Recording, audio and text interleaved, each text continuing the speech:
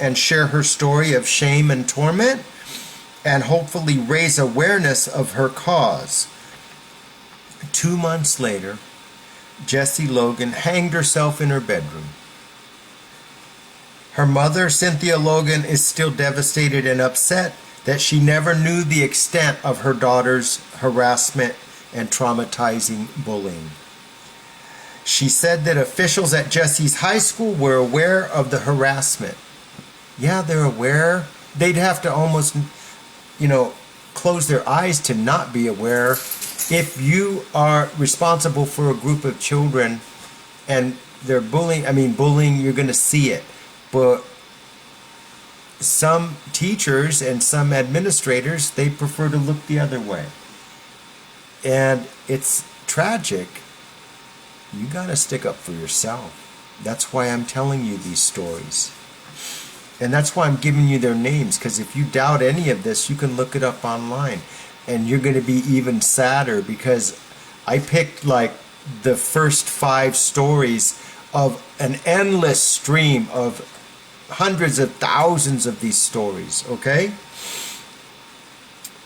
So Jessie Logan hanged herself in her bedroom. Her mother said the administration knew about the bullying, but they took no action to stop it. They said the administration told her this: that she should go up to the girls who have the nude pictures and ask them to delete it.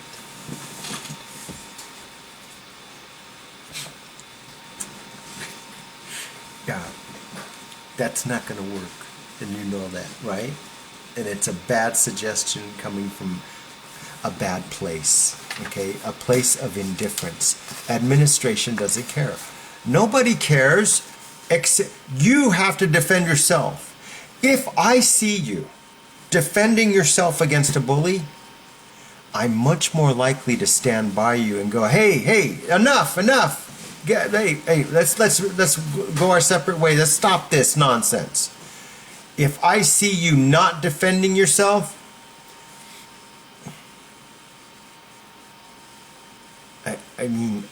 I still think it's very wrong that you're being picked on. Very wrong. All I'm saying is this. You have to defend yourself. Okay? The world, this world that we all live in, it's not going to get safer. It's not going to get nicer. No, it's not. As population continues to explode, when I was a kid, there were 7 billion people in the world, and today there's 8 billion. Holy cow! You wonder why everything costs a lot and why you can't afford a house and why it's hard to get a job? Because there's way too many people in the world. Way too many. And as population continues to explode, resources like food and gas and jobs, they become scarce. People will instinctively become more violent as resources become scarce. If I'm hungry, like hungry,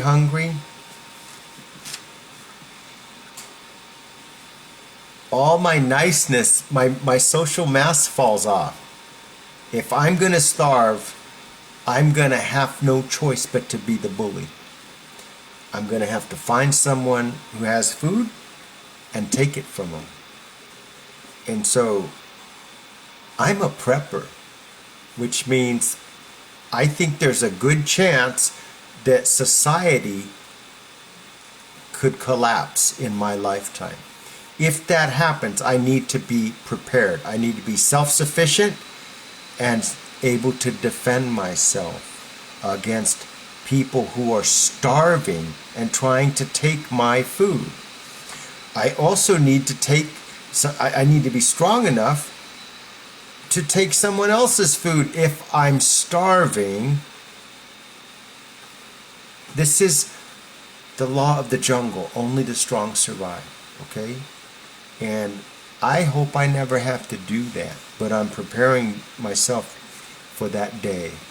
Because if I prepare for it as a prepper and the day never comes, but you know what? I don't have no anxiety. Because right now, if society collapsed completely, I've got 6 months of canned foods and dry goods in storage in the barn. I have a generator that's 500 horsepower and it's running on a 500-gallon propane tank. If I had no electricity to my house, I could still run electricity and heat. I have my own well. In fact, I had installed on my well a hand pump well, so if there's no electricity, I can still pump my own water. Okay?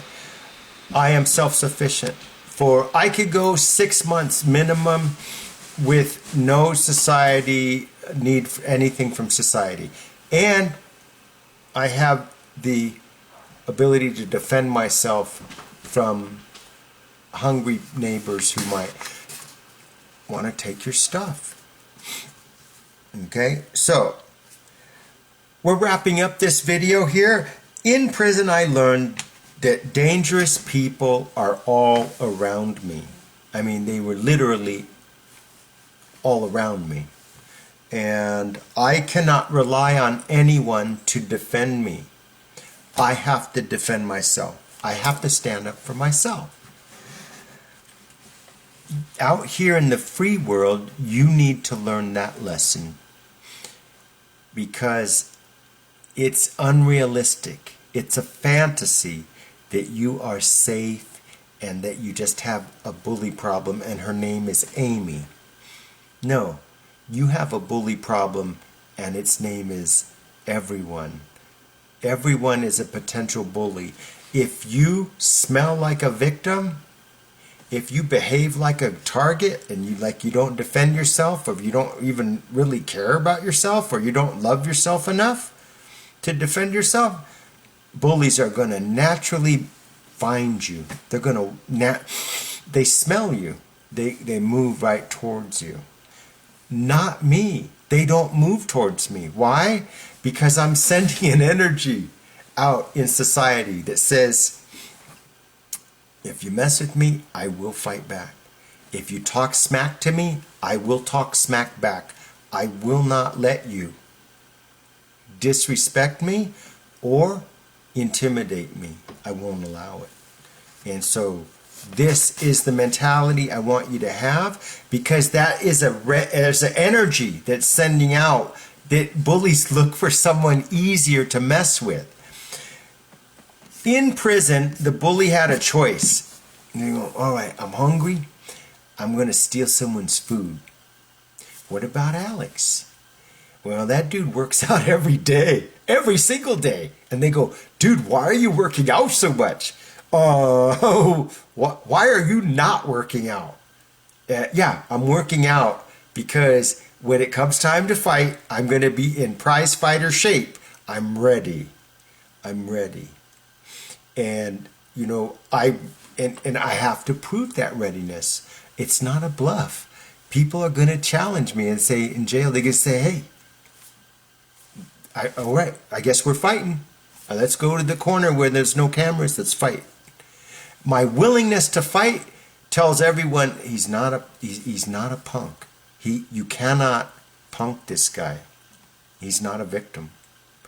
And I'll take a black eye. I'll take a cut on the face. I'd rather have a broken arm than steal my food or rape me. Come on. I'd rather lose a fight than lose the whole game. Okay? So, yes, out here in the free world, you feel just as vulnerable as I did in jail. The solution is exactly the same. You have to learn how to defend yourself verbally and physically.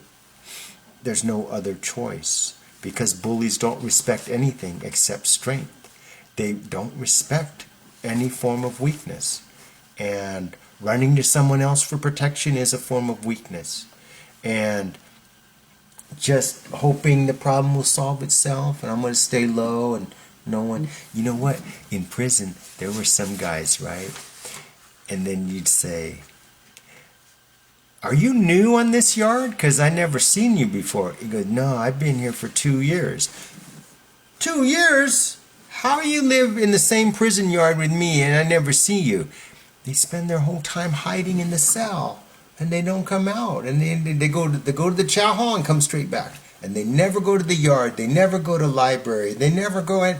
No, they don't sit in the day room. They're just hiding and doing. You know what that looks like to the rest of the inmates? Hey, that dude in that cell is a victim. Let's go take his stuff. He's hiding. He's scared. No, man. No, not acceptable. Okay? So, I'm telling you these things not to pump fear. I'm telling you these things because I know where your anxiety is coming from. You are not safe, but you're pretending like you're safe, and that's causing a conflict in your subconscious. The solution is for you to practice personal strength, to exercise, lift weights, get strong, be fit, good cardio. That's a prime requirement for if you're ever going to get in a fight, you have to have good cardio. You have to learn the basics of self-defense. Boxing, kickboxing, taekwondo, kung fu, karate, MMA, jiu-jitsu is a great one. Judo. If you're in school, there's a high school wrestling class. I highly recommend you take that class because you'll be able to put any high schooler on his back with a simple takedown. You could learn that in 6 months. How to take them down in 6 months. So, yeah, that's what you got to do to stand up for yourself. Is it scary? Not nearly as scary as being bullied. I'm going to Taekwondo class tonight. I may have to spar, it's like play fighting. It's not. We're fighting, but we have pads to protect us, and we're not doing our we're not trying to hurt the guy. We are fighting, but it's train. I'm not afraid of that. I know I'm not going to get hurt. I'm wearing protection and it's a soft padded floor. Everything's safe, right?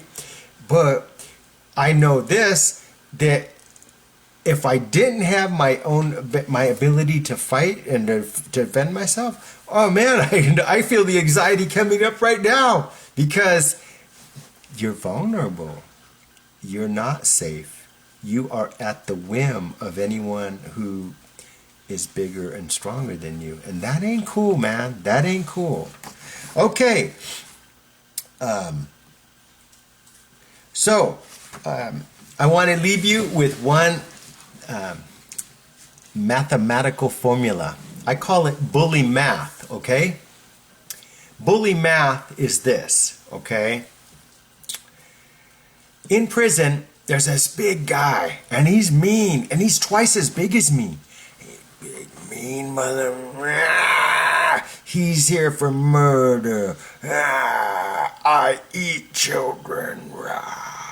He's just a mean guy. And for some reason, he locked eyes with me, and now he wants to hurt me, right? Okay. He's too big, man. He's going to hurt me. He's bigger and meaner and more violent. All right. Bully math, okay? I ask myself this. Who else does this guy bully? Who else? Oh, he bullies Joe over there in cell 19. So I go up to Joe. I say, hey, Joe, this guy, let's call him, what's the name? Let's call him Maton. That's Spanish for killer, right? Okay, Maton is the bully. So I go up to Joe, I go, Joe, you got a problem with Maton, right? He bullies you, right? Yeah, me too, right? Let's go get him, right? And then I say to Joe, hey, is there anyone else that Maton bullies? Oh yeah, he bullies Frank over in cell 12. I seen him bullying Frank. We go to Frank. We say, "Hey, Frank, Maton, he keeps bullying us. He's bullying you too." And Frank goes, "Yeah, okay, all three of us, and we're gonna jump Maton when he's all by himself and when he's not suspecting it, and we're gonna pound him and we're gonna pound him." Okay? Why? That's bully math. You wanted to come up to me when you had you were stronger and bigger. Now I found people that are now. How do you like the new math? This is the new math where don't mess with us, Maton, because we're gonna stomp you because there's three of us. And now that's how gangs are formed. I don't want to get into that because I'm not a fan of gangs because, there's a lot of politics involved and a lot of it's ugly. And I don't recommend you join a gang, not at all. Okay, but you see the mentality. What I'm going to talk about this in depth in another video. It's solely on this bully math. Okay, and it's called homies and allies, because what I did with Frank and Joe is we became allies, homies, homeboys. We're not gang affiliated in the sense that we're not running drugs and we're not gang banging. All we're doing is we're getting together just for the purpose of beating up Maton because he won't leave us alone. And after we beat him up, then he's going to respect us. And if he don't, he's going to get beat up again. And in prison, I like to beat someone up to make sure that they can't beat me up again. Because if you just let him off with a little bit of a beating, he could just get sore, and when he heals up, he could come get you. So the best type of beating is for him to never, ever, because that's prison. That's not in society. Don't do that. Because your bullies are not the same, okay?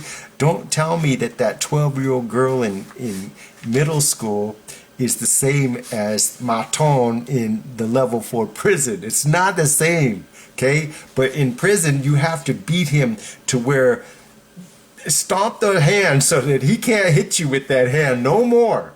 Stomp the other hand because you don't want, stomp. Okay, make damn sure that you hurt him so bad that he never ever can raise his hand to you again. That's the prison rules. Me, Frank, and Joe will earn the respect of the whole yard. We were being bullied and we fought back and we won. How? Homies and allies. That's how you do it. And that's why you have these homies and allies. And we're going to talk about that. That's a whole video just by itself. In fact, it'll probably be the next video I record. But see, nothing... And do we not see this exact same thing playing out in the global stage? When the United States is fighting Iraq, it doesn't go just with Iraq. It says, hey, we have allies. Canada, Australia, Germany sends some of its soldiers. England sends some of its soldiers. It's a coalition. So that the bully is meeting a superior force. So this is the strategy that the bully has no choice but to respect, because he is physically way stronger than me, but he's not way stronger than me, Joe, and Frank. So we're going to talk about that in the next video, homies and allies, and we're going to talk about how you can create a homie ally situation in school, at work, in the neighborhood, wherever is required. Okay? All right. Thank you.